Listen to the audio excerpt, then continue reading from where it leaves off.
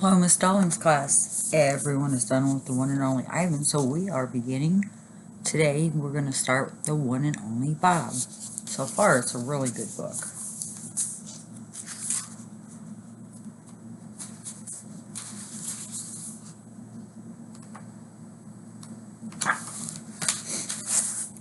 Chapter 1.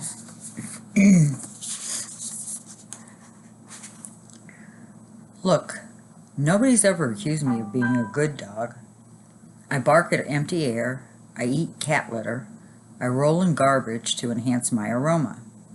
I harass innocent squirrels, I hog the couch, I lick myself in the presence of company.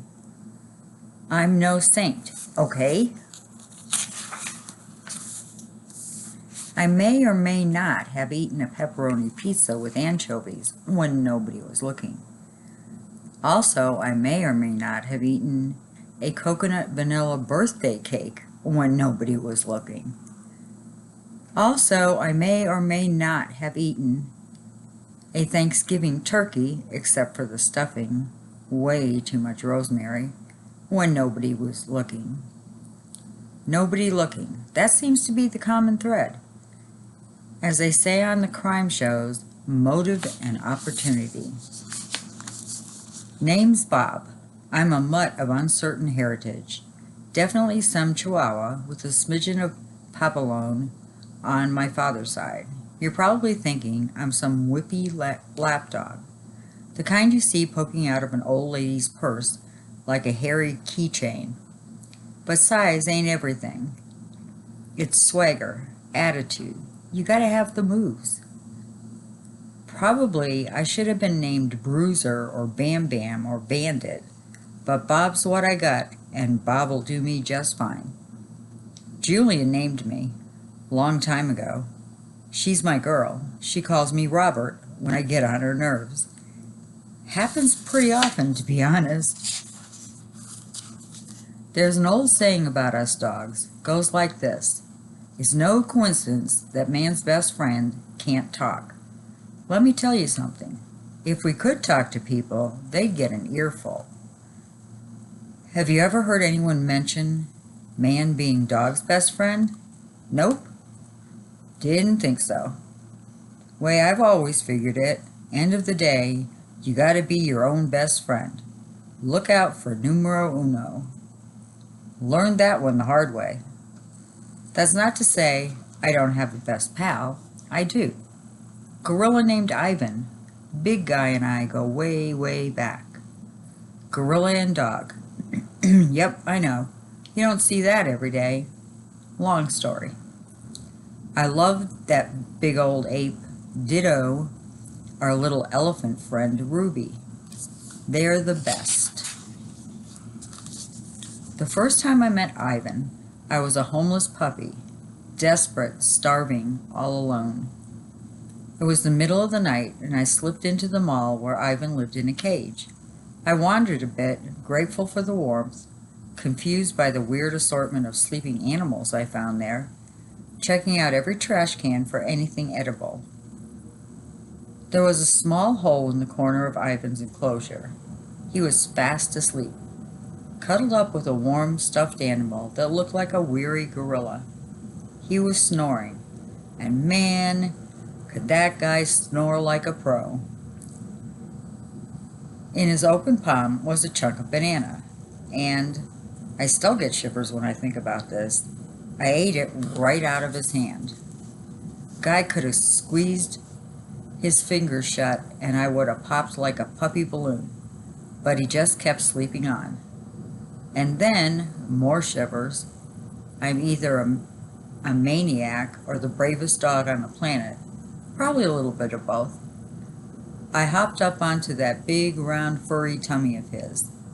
That's right, I climbed Mount Ivan. Crazy, I know. I have no idea what I was thinking. Maybe I was so exhausted, I went a little bonkers. Maybe he just looked so warm and cozy that I figured it was worth taking a chance. I did my best bed boogie. Dogs don't feel right until we do a quick dance before settling. Once I had things just so, I lay down in my little puppy lump and rode the waves on that tummy like a puny boat on a great brown sea.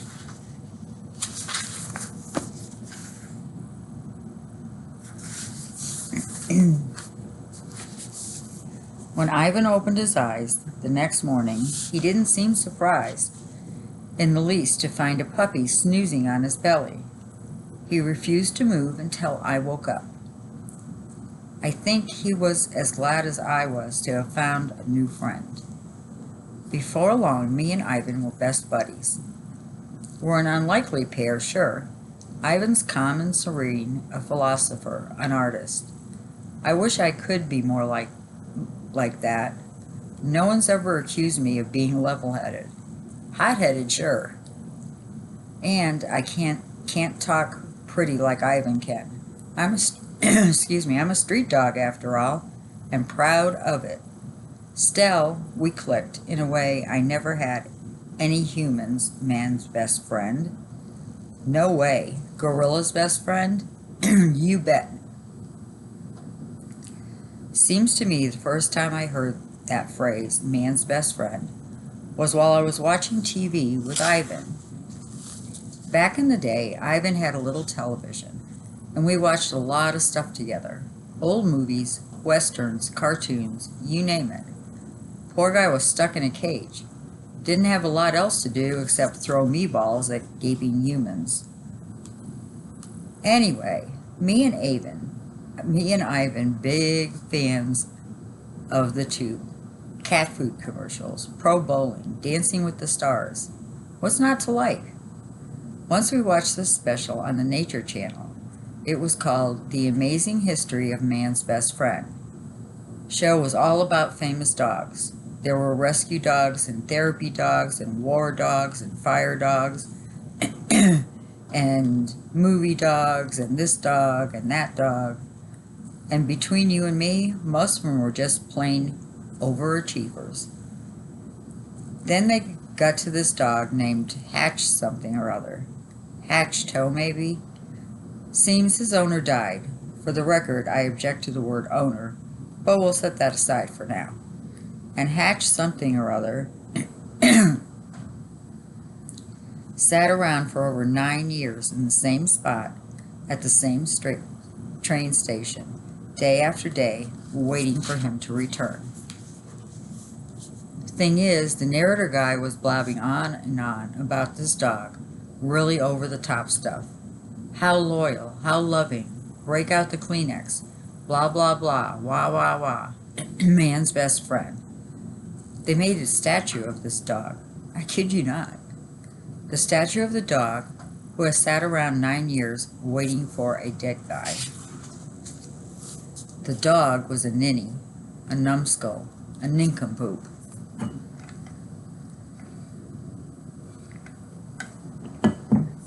Let me tell you about being man's best friend.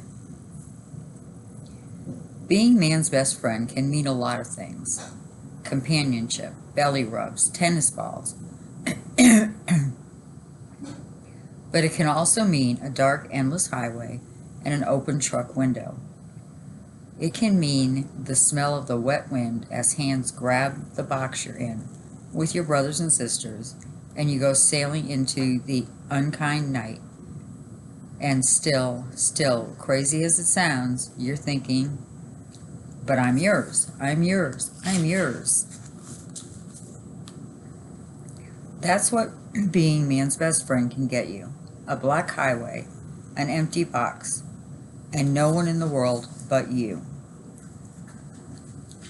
I don't remember much about my early puppy days. It was 3 years ago, but sometimes it feels like 300. Mostly, I recall fighting with my sibs for the primo meal spot. Lots of squirming and squeaking. Everything soft and milk-smelling and movable, like we were one great big complicated animal. I never did meet my dad, and my mom didn't say much about him except that he was trouble. Mom had a beautiful fawn coat. Chihuahuas, some this, some that. Nice, messy bloodline. Mutts rule. Mom crooned to us, told us stories, laid down the law. I wonder if she knew she didn't have much time to prepare us for the world.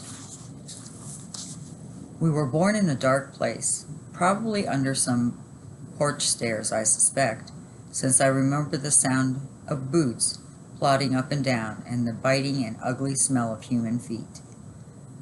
They called my mom Rio, and they fed her most days, though sometimes she had to fend for herself. She never showed fear towards them or respect. Indifference, I guess you'd say, unless they tried to handle one of us. She growled then, hoping to make it clear that we were hers and hers alone. I myself got picked up a couple times. The hands reached in and grabbed. They were rough and smelled of strange scents, bitter and meaty. My mom's growl made me fearless, and I wiggled and yipped. The hand shoved me back into the warm place, where I could sleep and drink and dream in safety. Still, I understand, in my simple puppy way, that dogs belong to humans, and that's how it would always be.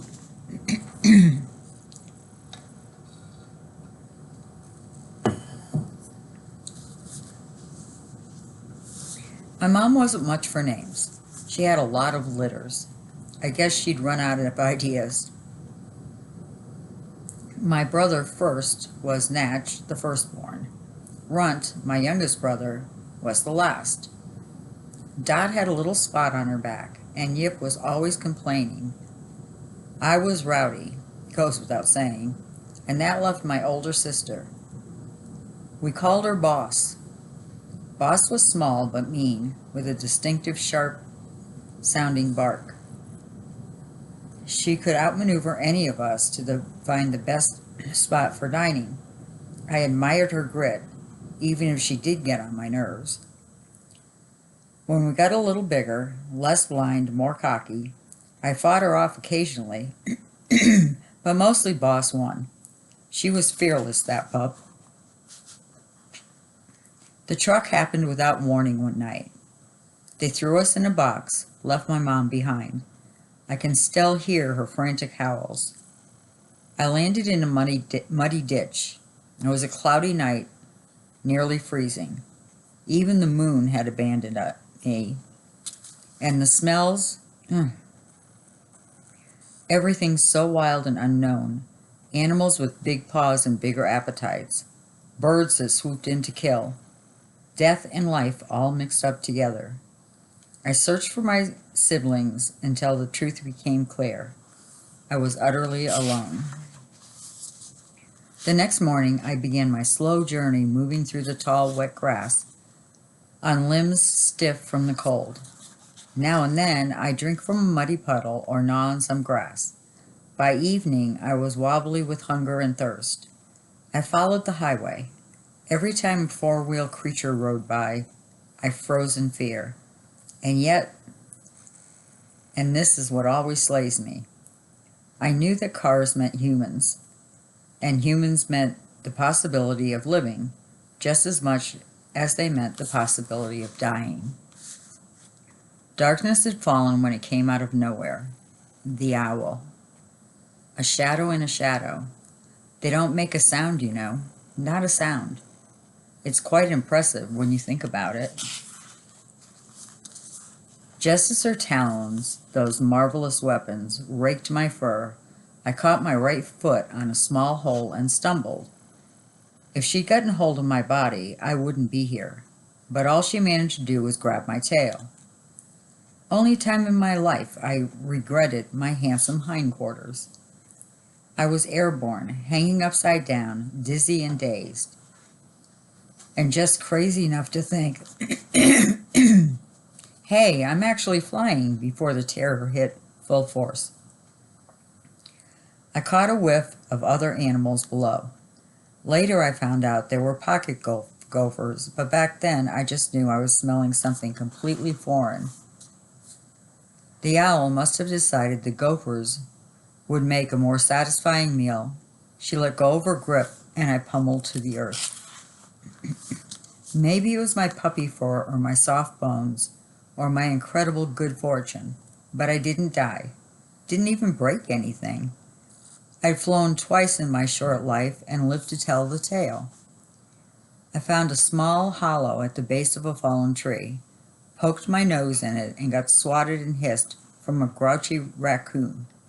Kept going, waddling, whimpering. Lights ahead, new strange smells. Keep going, keep going. It's amazing how much the sheer will not to die can keep you moving. I finally came to a small road curving off the main highway. Exit 8 turned out to be.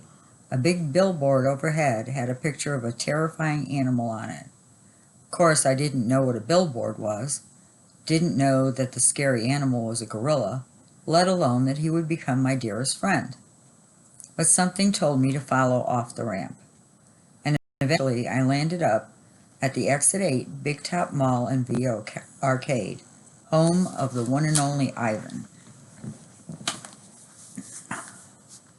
I made it to the mall, slept in dirty hay by some garbage bins. The next night I found the hole in Ivan's cage, stole his banana, slept on his belly, and the rest, as they say, is history. For 2 years I lived in that seedy old place that was part mall, part circus, and all crummy. And that was nothing compared to Ivan.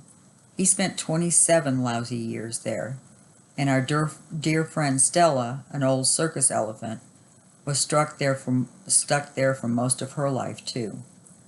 When Stella passed away, it nearly broke Ivan's heart. I tried like crazy to get him through some dark days, but what really saved him, I think, was Ruby, our baby elephant friend. Before Stella died, Ivan promised her he'd get Ruby out of that awful place, and to my amazement, he actually pulled it off. Ivan and Ruby and a bunch of our other pals ended up going to different places, zoos and sanctuaries, that knew how to take care of them. They're with others of their own kind. They're loved and well cared for. It's been over a year now since we all moved, and they seem so much happier. Me, I lucked out. My girl Julia, whose dad had worked at the mall, decided her family needed a dog. Who was I to argue? 2 square meals, my own bed, all the belly rubs I could beg for. What dog in his right mind would say no to that? The best part is we don't live far from Ivan and Ruby. I get to see them all the time. I'm glad they're nearby, and I'm thrilled they've settled in so well. Really. It's a solid situation, but it's not a perfect one. The way I understand things is like this. We live on a lonely ball called Earth, and humans have basically been throwing it against the wall for so long that the poor old ball is falling apart. It's like me with a tennis ball, chewing away until it's nothing but pieces of slimy rubber that taste like, well, slimy rubber. And that means there aren't as many places left for wild animals. Seems there are good zoos and good sanctuaries and bad sanctuaries, just like there are good dog families and bad dog families. The good places are trying to keep wild species healthy and safe. They don't want endangered animals to go away forever. They also don't want the earth to turn into a slimy, dilapidated tennis ball. Although honestly, slimy rubber doesn't taste half bad. You should try it sometime. The thing is, I would give anything to see my dear pal Ivan deep in the jungles of Africa where he was born, or to see Ruby running across the savannah with a herd of elephants, her big old ears flapping in the wind. I'd give up a mile-high pile of bacon cheeseburgers to see that happen. I really would. But it ain't happening. I get that, and so do they. When you're an animal, it helps to be a realist. Chapter 2.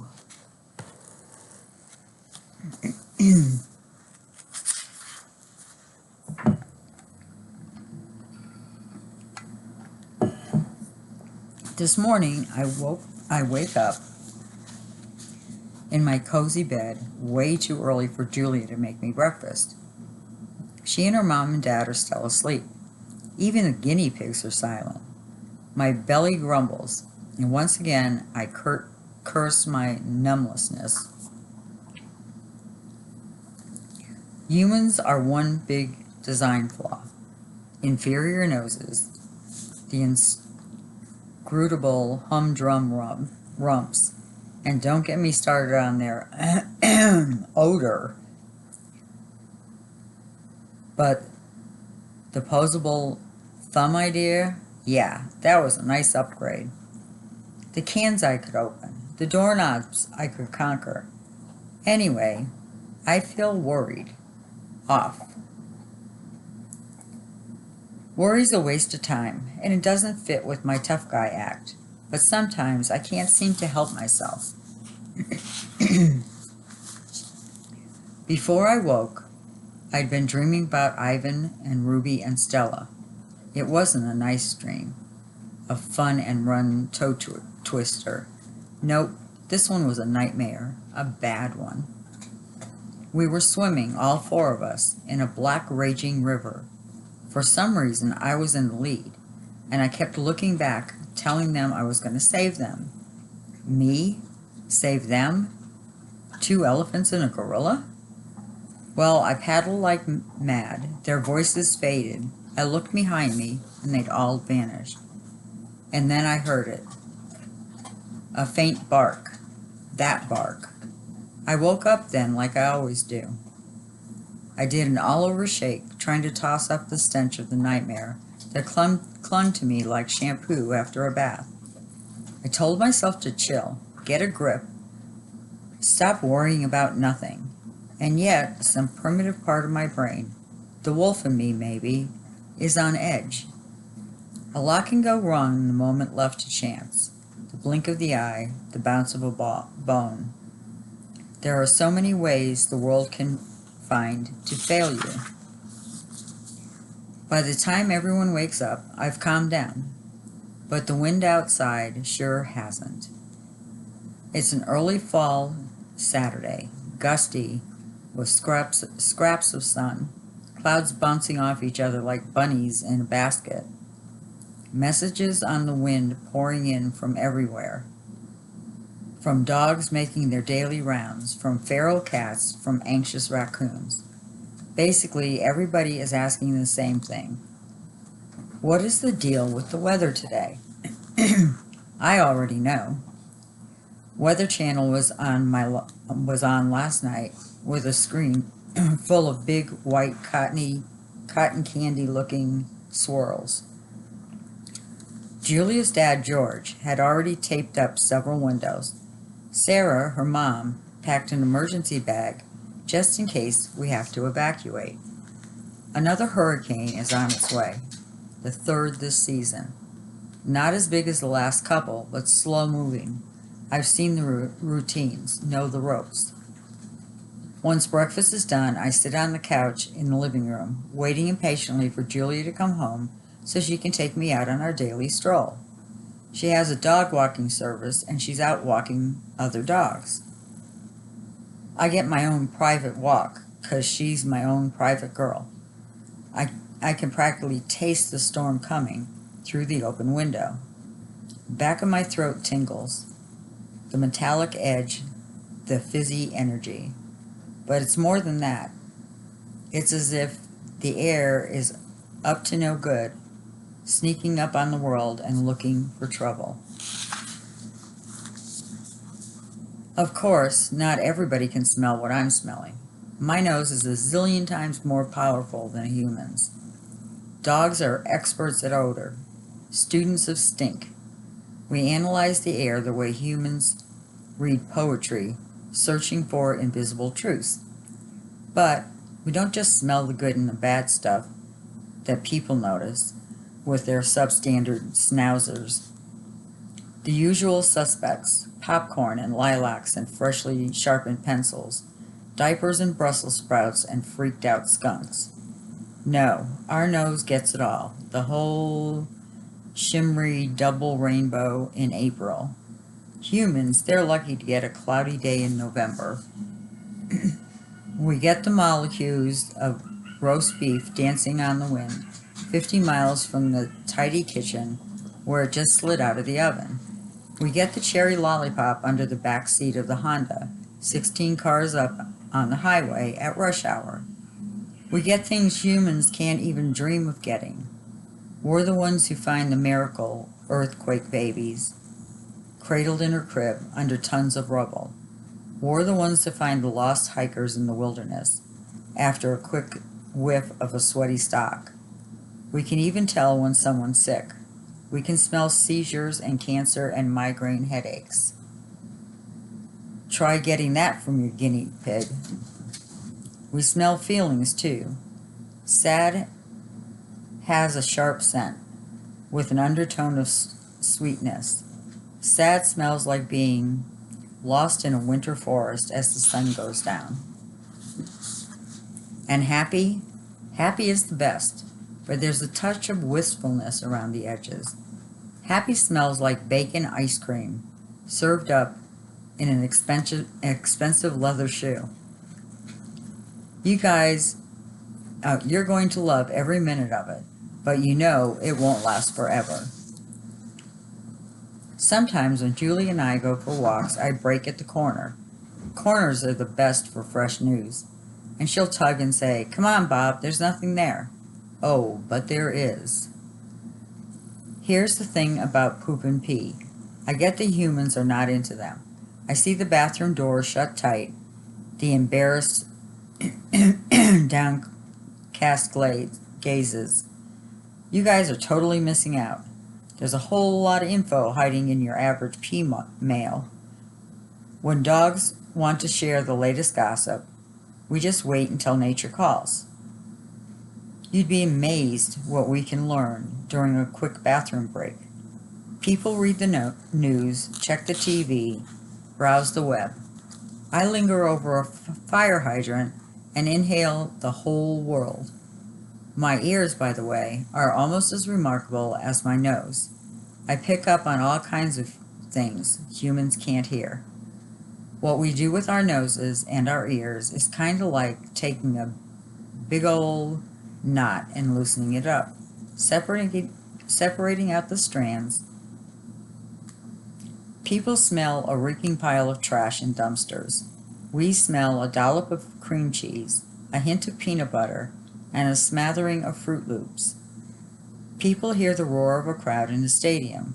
We hear the strain of a whiny 4-year-old, the whisper of a worried superfan, a note of the grumpy hot dog vendor. Man, dogs are cool.